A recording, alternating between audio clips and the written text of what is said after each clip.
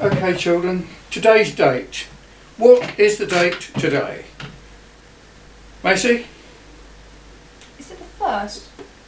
I believe it is. Okay. What month? March. March. What year? 2020. 2002. It's our third Bible study. We're about to read Matthew chapter 2, or the parts of it. And Isaac hasn't come back to us, correcting our first Bible study where he said we got the dates wrong. And John, also, that's watched our video, he says that we were not sitting in the right position. So John, would this be better, do you think? Can you see? There's John at the camera. Right, so there we are. So we're going to start. So let's open our Bibles, and it's Matthew chapter 2. Right, and we'll read it together. Page. Yeah, We can read chapter 2, yeah. From the beginning? From chapter 2, yeah. Chapter 2 from the beginning. Now, when Jesus was born, yeah? Yeah. Right, I'll start, and then Rebecca, and then you. Okay? Right, now, when Jesus was born in Bethlehem of Judea, in the days of Herod the king, behold, there came wise men from the east to Jerusalem, saying, Where is he that's born King of the Jews? For we have seen his star in the east, and are come to worship him. Becca. When Herod the king had heard these things, he was troubled, and all Jerusalem with him. And when he had gathered all the chief priests and scribes of the people together, he demanded of them where Christ should be born. And they said unto him, In Bethlehem of Judea, for thus it is written by the prophet. And thou, Bethlehem, in the land of Judah, art not the least among the princes of Judah, for out of thee shall come a governor, that shall rule my people of Israel. Then Herod, when he had privately called the wise men, inquired them of their diligently what time the star appeared. And he sent them to Bethlehem, and said, Go, and search diligently for the young child. And when you have found him, bring me word again, that I may come and worship him also. When they had heard the king, they departed, and lo, the star which they had saw in the east went before them, till it came and stood over where the young child was. And then they saw the star, they rejoiced with exceeding great joy. And when they were come into the house, they saw the young child with Mary his mother, and fell down and worshipped him. And when they had opened their treasures, they presented him gifts, gold and frankincense and myrrh. We'll stop there. We'll carry on for that, okay? Right, so we've already studied the birth of Jesus, haven't we? We've learned in the first chapter, we learn that Jesus was a descendant of a certain person or persons. Who was he a descendant of?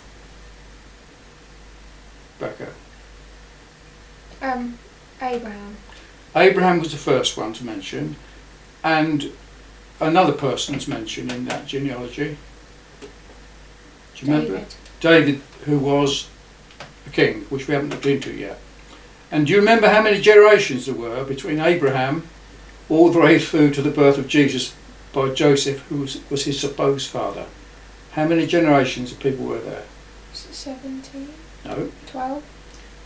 There were 14 generations between Abraham and David, 14 generations between David and the children of Israel going into Babylon captivity, and then 14 generations from the Babylonian captivity right the way down to the birth of Jesus. And it says that Who was his father? Jesus' father? Yeah. Joseph? Was it his real father?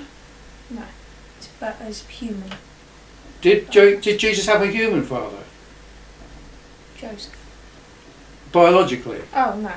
Right, because Jesus was born of Mary, who conceived while she was a virgin, had not known a man, which is one of the principal doctrines of the Christian faith. Modern people, so-called scholars, so-called, will try and argue that away. And wherever you get people arguing that away, they are not regenerated, they're not born again, they're not real Christians. They've got a name to live, but they're dead spiritually. They don't know. So that's one of the doctrines we need to preserve, the doctrine of the virgin birth of Jesus. Right, now, we read where Jesus was born. Where was he born? Bethlehem. Bethlehem. Okay, how do you know that? Where does it say that? Yeah. Of Judea. There was in fact another place called Bethlehem, of another place. But Bethlehem, Judea, and I've looked at some text about that, and it was about 8 miles from Jerusalem. Right? Now, wise men from the east. What's that distance from here to? From here to Portsmouth, I suppose, top of Portsmouth, North End. So it's not far, but obviously they didn't have cars, so They didn't it have was cars, far. the camels, I suppose. Yeah, it wasn't really far. They used to walk in. So but they travelled afar from a distance. It says wise men from the east. They had seen his star in the east. They came to Jerusalem because Jerusalem, what was special about Jerusalem? Do you know? Any idea? Oh, wasn't... Jerusalem was the city of the great king, who was David, the city to which Herod, was it? God said he would rest there, and the temple was at Jerusalem. It was the centre of the Israeli life. Is Bethlehem still called Bethlehem now? Yeah. Now, if we can turn to Numbers 24:17, we've got a reference to a star. Numbers is a book in the Old Testament, right? Yeah, that was at the beginning of our RS studies in school. Really? We did a competition, So you can remember and it, if you could remember them all, yeah? you'd win a Mars bar. Oh, really? I can't remember them all, but they are. They used to learn that in Sunday school, didn't they? What thing? Right. Thing. We've got numbers, haven't we? With the background to this story. Jeremiah. Have you got it, numbers? You're in Jeremiah. Got it? What am I supposed to do? Numbers 24, verse 17. This incident took place during the time of Moses, after the Israelites had left Egypt. A certain king called Balak, king of the Moabites, saw the Israelites camped near Jordan, and he was terrified.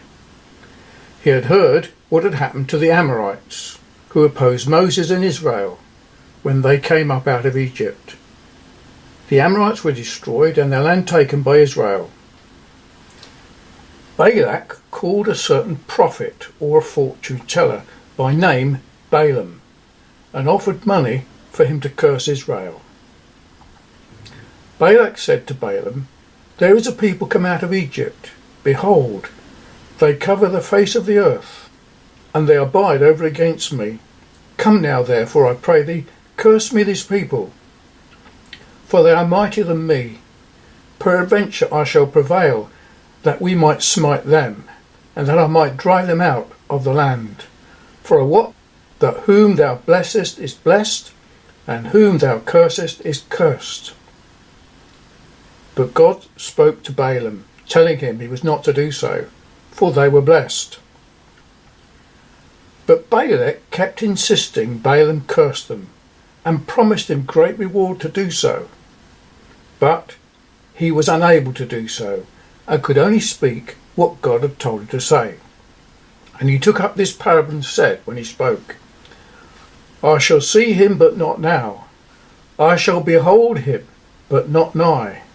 There shall come a star out of Jacob, a sceptre shall arise out of Israel, and shall smite the corners of Moab, and kill the princes of Moab, and destroy all the children of Sheth. And Edom shall be a possession for his enemies, and Israel shall do valiantly. Out of Jacob shall he come that shall have dominion, and destroy him that remaineth of the city."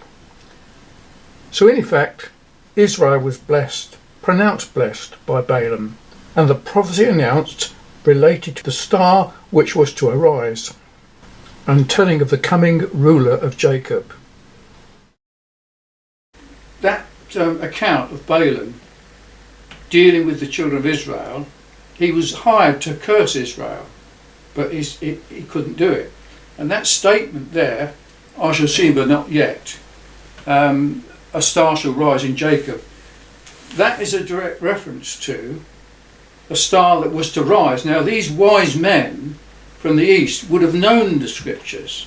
They were in another version he calls them magi. They're wise people, wise men. They would have had the scriptures of the words of Moses. They would have known these things, and they would be expecting the Messiah to be born. So when they saw the star, the Spirit of God must have instructed them somehow, the star is risen, now you go. So that's what happened. That references to Jesus being born and his star. So these wise men came.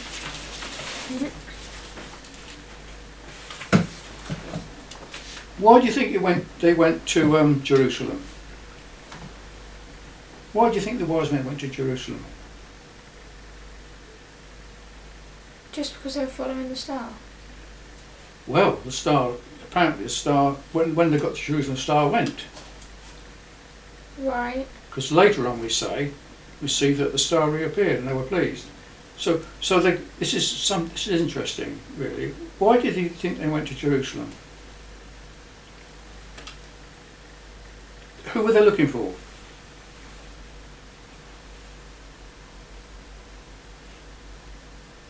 Well, they were looking for where Jesus was going to be born. They were looking for Jesus, weren't they? Who was the king, born to be king. Oh, so they came to They came to Jerusalem believing the city of the great king, that's where he would be. We'd naturally think that, wouldn't you? But why didn't the star lead them straight to the place at Bethlehem, which we'll read about later? Why did the star stop? Why did it? Was it because Herod was looking? Well, because God wished to bring attention to Herod that the son of his son Jesus was to be born, and to arouse the evil intentions. Herod was responsible for his evil actions, and God held him accountable, and God dealt with Herod later on. But this just shows how God deals with people, right? When you enter a situation, we've got to be careful how we react. Herod reacted wrongly. He was troubled. King? Now, if he was a righteous man, a righteous king, a true follower of the Lord Moses, how do you think he would have reacted? He would have known the scriptures, surely, because he saw it written in Numbers. You know, how should the king have acted? Well, excited that the prophecy was being fulfilled. Delighted, surely. Yeah. So when you hear of the good news of God's work doing, that's how we should respond. We should be delighted in the good news of God coming. Wonderful. Well, let's welcome them in. But not Herod.